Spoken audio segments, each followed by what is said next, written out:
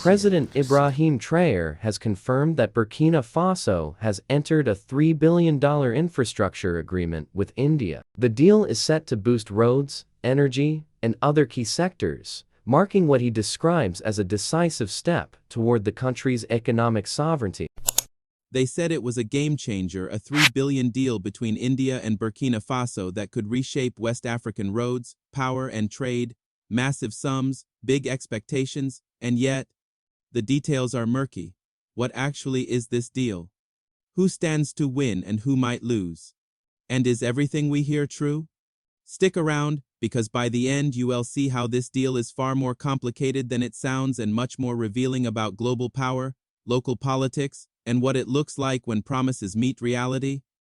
Burkina Faso, land of the upright, has long been among the least developed countries globally. India and Burkina Faso have maintained diplomatic ties rooted in post-colonial cooperation. India's aid, grants, lines of credit, tech cooperation, training programs, infrastructure or energy-related proposals all feature in their history. But there has never been a verified announcement as of now of a $3 billion deal specifically earmarked for infrastructure. Some recent viral content claims go much higher: 14B grains deals, steel mega projects, but fact-checkers have found those to be AI-generated or without credible evidence. So, where did the $3 billion claim come from? What gaps are people filling with assumptions or rumors? We'll explore that next and how such rumors get legs in today's media climate. Continue reading to see how unrest, rumors, and real programs overlap. In recent weeks, a video circulated saying Burkina Faso's president, Ibrahim, had signed a $14 billion grain deal with India. But fact-checkers found it was fake. No official statements, no credible media outlets confirming it, AI analysis flagged deepfake signs, etc. Also, some sources mention a 3B infrastructure deal, but attempts to locate documentation or government-to-government confirmation turn up empty. No major press release, no treaty text, no memoranda of understanding published. So the interesting tension: a lot of talk, little proof. Yet there are real projects, lines of credit, grants, diplomatic treaties. Some are small, some large, but nothing yet matching the scale of the viral claims. What do we know concretely? Here are verified programs and projects. India has extended lines of credit locks used for agriculture, rural electrification, hydroelectric power plant and transmission network proposals. For example, a lock of $30 million in 2005 for agricultural equipment, $25 million for rural electrification in 2013, projects under Indian grants, vocational training centers, pilot solar pumps and street lights, water and soil labs, the Mahatma Gandhi Convention Center project, and participation in the International Solar Alliance. A project in Nyangdo village in Poa commune, a dam and associated perimeter works, funded via India UNDP fund, completed in 2023. These are real, smaller scale, with documented funding, timelines, outcomes, but they amount to tens of millions, not billions in a single grab. So where might a $3 billion deal come from, if anywhere? To appreciate what a $3 billion infrastructure deal would look like in this context, we need to calibrate. Burkina Faso is a landlocked, low-income country with limited revenue capacity. Infrastructure projects, roads, power, rail often cost hundreds of millions each. A $3 billion commitment would likely cover multiple large-scale highways, power plants, major water or sanitation systems. Financing of that scale usually involves multiple partners. Multilateral banks, World Bank, AFT, private investors, governments. It's rare for a single country's government to shoulder all of that alone, particularly in the Sahel region, given security concerns, political instability, logistical challenges. Already, Burkina Faso has its PADS, planned action pour la social and other national infrastructure plans which require billions in financing, often sourced via foreign aid, loans, grants. So a $3 billion deal from India would be big, very big relative to what has been typical. It'd mark a turning point in scale if real, but that doesn't seem verified yet. Next, who might push for such a deal? And why? If India did commit or plans to, there are several likely motivations: strategic influence and soft power, West Africa is a region where foreign influence competes. Infrastructure investment builds goodwill, political alliances, and influence in access to natural resources, trade and connectivity interests. Even though Burkina is landlocked and infrastructure challenged, improving roads, power, telecom, etc., helps reduce cost of imports or exports not just for Burkina but for regional trade corridors. India could benefit via supply chains, markets for its machinery, equipment, constructed goods, energy and resource access. Burkina Faso has minerals, gold, phosphate, limestone, zinc, etc. Better infrastructure means easier access to those sectors.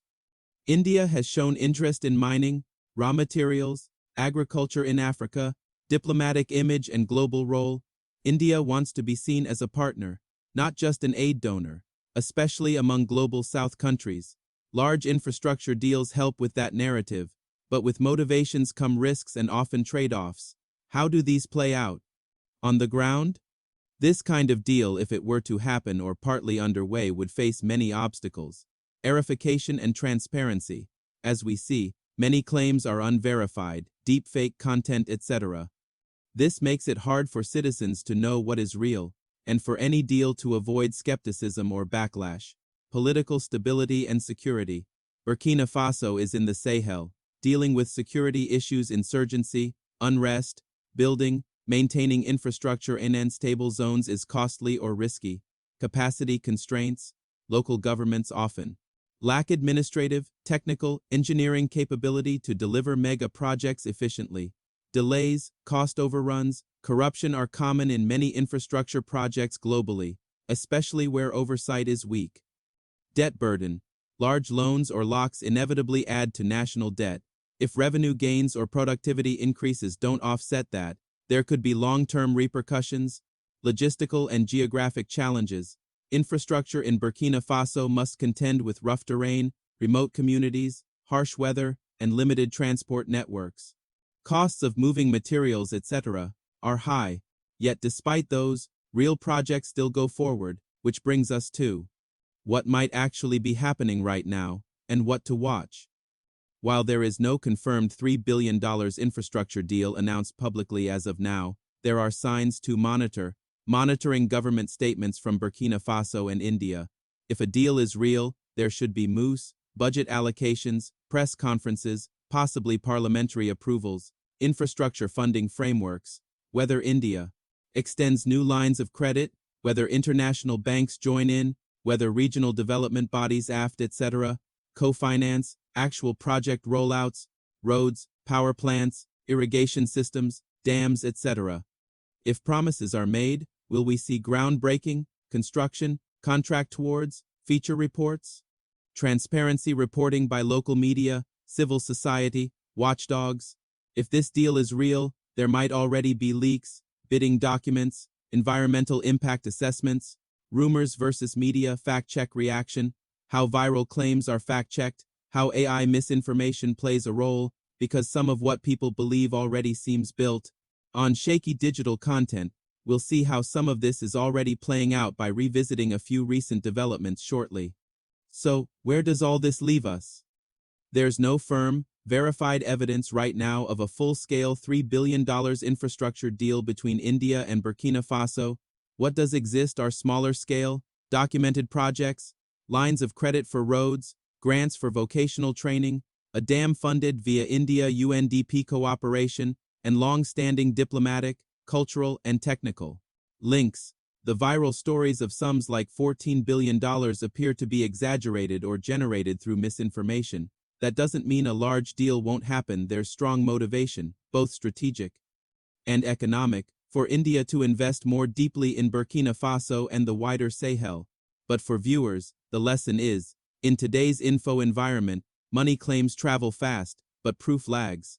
The shadows between rumor and reality are often crowded. In the end, if a $3 billion deal does get officially confirmed, it could mean roads that finally link remote towns, electricity in schools that had none, water that flows when it's supposed to. But until then, the promise itself teaches us something about how much weight we place on what we hear, how rumor shapes expectations, how power is portrayed, and how important verification really is. Thanks for coming this far. Watch what unfolds over the coming months, and when the deal shows up in the official documents, you'll see whether it becomes another headline or another dream.